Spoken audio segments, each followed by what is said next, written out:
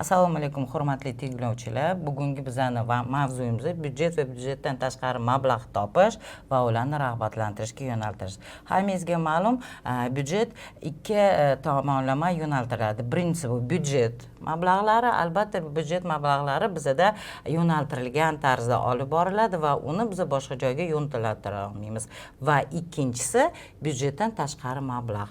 Albatta bilasizlar, byudjetdan tashqari mablag' hammamiz bilganimizdek Vazirlar Mahkamasining 2019-yildagi 22-aprelda qabul qilingan 343-qaror asosida o'z ish faoliyatlarimizni olib boramiz. Bugungi darsimizdan maqsad byudjetdan tashqari mablag'larni topish va ularni ta'lim muassasalarida korrupsion holatlarni oldini olish hamda o'qituvchilarimizni rag'batlantirish natijasida sog'lom raqobatda sifatli ta'limni shakllantirishga yo'naltirilgan.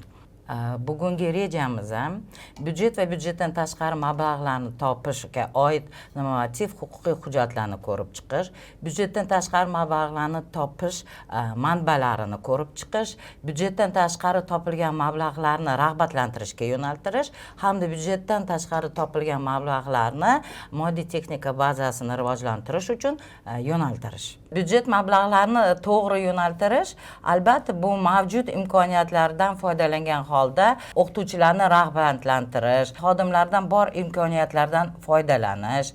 Byudjetdan tashqari mablag' topishi eng asosiy ko'rsatkichlaridan biri biza bemalol o'qituvchilarimizni rag'batlantira olamiz.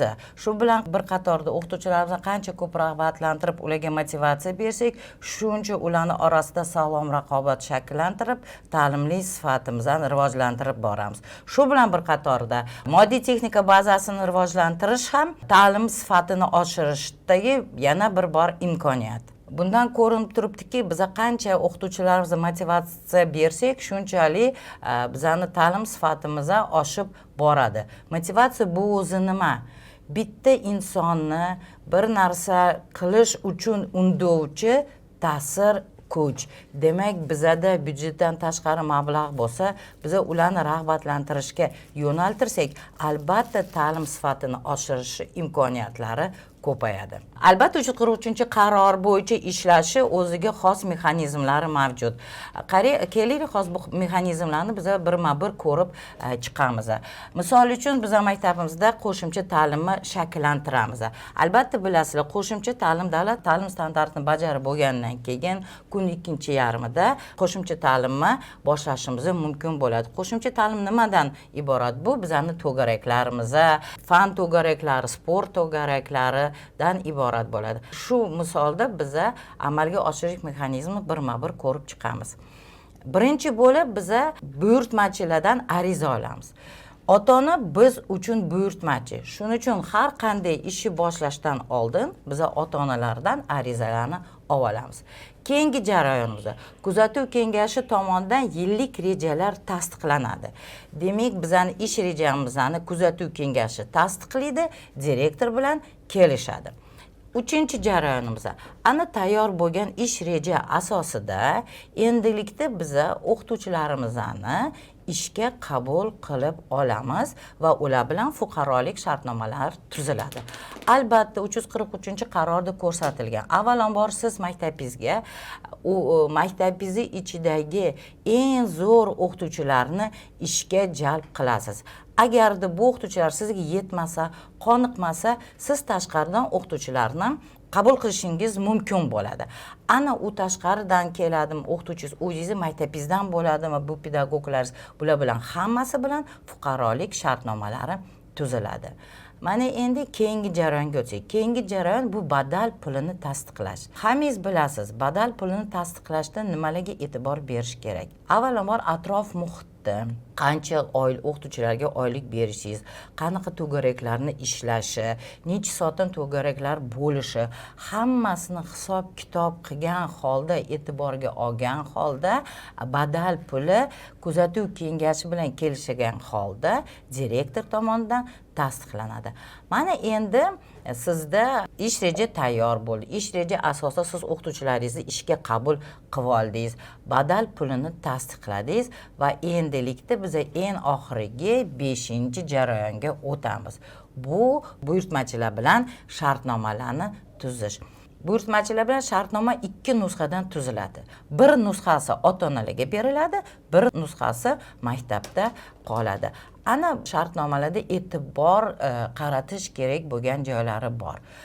Birinchi bo'lib, bu mehnat shartnoma 343-qarorda namunalar keltirilgan tarzda to'ldirilishi lozim bo'ladi va bu shartnomalarda ko'rsatilishi kerak bo'lgan joylari bu birinchi bo'lib badal pulini miqdori, qaysi sanagacha badal puli to'lanishi, chunki o'qituvchilarimizning oyligi aynan shu kiritilgan badal puli mablag'larimizga bog'liq bo'ladi hamda 4001 raqam albatta ko'rsatilishi kerak bo'ladi.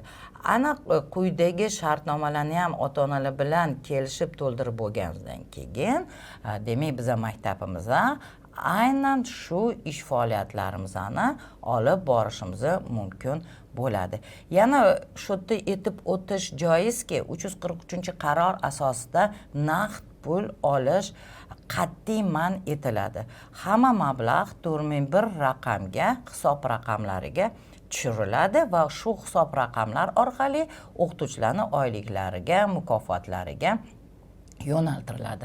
Shu bilan bir qatorda kuzatuv kengashi tomonidan 1 yilda 2 marta ota-onalar orasida so'rovnomalar o'tkazib boriladi. Byudjetdan tashqari mablag'larni topish manbalarini ko'rib chiqsak, birinchi manbalardan biri bu binolarni ijaraga berish orqali. Demak, bizda maktablarimizda bo'sh yotgan binolar, qo'shimcha sinflar yoki bo'lmasa sport maydonchalar, sun'iy maydonchalarni, oshxonalarni ijaraga berish bilan birgalikda qo'shimcha mablag' kiritishimiz mumkin bo'ladi. Ikkinchi manbalarimizdan biri bu qo'shimcha xizmatlarni olib borish. Bu demak, bu darsdan keyingi to'garaklarimiz, repetitorli sinflarimiz, kun uzaytirgan guruhlarni hisobidan mablag'larni to'ldirib borishimiz mumkin bo'ladi.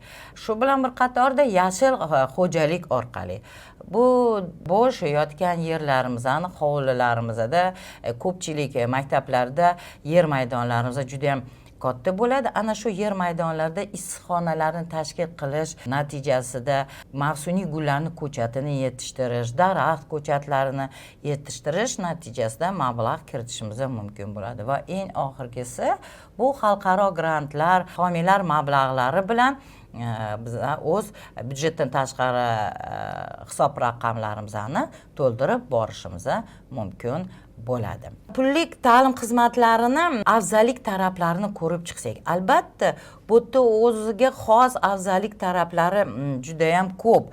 Keling shularni sizlar bilan birgalikda birma-bir ko'rib chiqsak. Birinchisi, ota-onalar tanlovi asosida o'quvchilarda pullik ta'lim xizmatlarini ko'rsatish orqali qo'shimcha bilim va ko'nikmalarni shakllantirib borish. Albatta bu o'quvchilarimizning orasida qaysidir fanlarga, qaysidir bilimlar sifatini oshirib borishga xizmat ko'rsatadi. Maktab rahbarlarini rag'batlantirishda hamda pedagoglarni rag'batlantirishga yo'naltirishda ishlatiladi. Ta'lim muassasalarining moddiy texnika bazasini rivojlantirishda, mustahkamlashga yo'naltiradi. Ta'lim muassasalari o'rtasida sog'lom raqobatlarni shakllantiradi.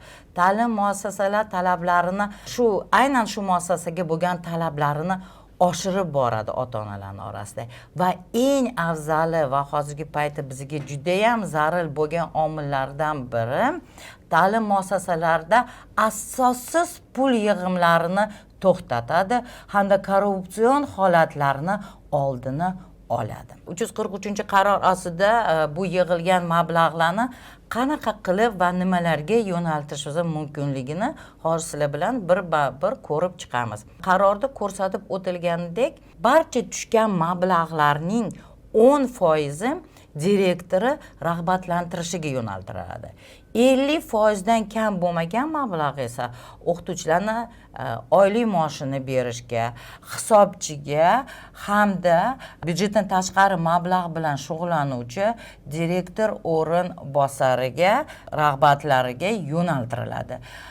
Hamda kommunal xizmatlar uchun yo'naltiriladi. Bundan tashqari 5%ning 3% tuman bo'limlariga va 2% shahar viloyat bo'limlariga o'tkaziladi. Qolgan mablag'larni esa maktabimizning moddiy texnika bazasini rivojlantirishga va xodimlarni rag'batlantirishga yo'naltirishimiz mumkin bo'ladi. Tizimli rag'batlantirish qanday bo'lishi lozim?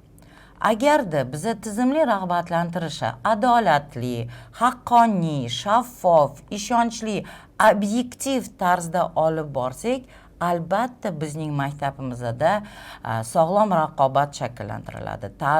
Sifatli ta'lim shakllanadi va albatta biza adolatli rag'batlantirish natijasida sifatli ta'lim marafonida birinchi bo'lib marraga yutuqlarimiz bilan birgalikda yetib borishga muyassar bo'lamiz. Hurmatli tinglovchilar, bugun sizlarga yetkazib bermoqchi bo'lgan mavzuyimiz byudjet va byudjetdan tashqari mablag'ni topish va ularni rag'batlantirishga yo'naltirish edi. Mana biz bugun sizlarga o'zingizlarni biliminglarni boyitishga yordam berdik. Agar sizlar o'zingizlarni biliminglarni boyitgan bo'lsanglar va sizlarni qiynayotgan masalalarga javob topgan bo'lsanglar, biz bundan mamnunmiz. Keyingi ishlaringiz uchun bu ma'lumotlar kerak bo'lsa va sizlar bu ma'lumotlardan foydalana olsanglar va o'zingizlarni rejalarni hayotda tatbiq etsanglar, albatta biz bundan juda ham mamnun bo'lardik. Sog' bo'linglar, salomat bo'linglar, e'tiboringiz uchun rahmat.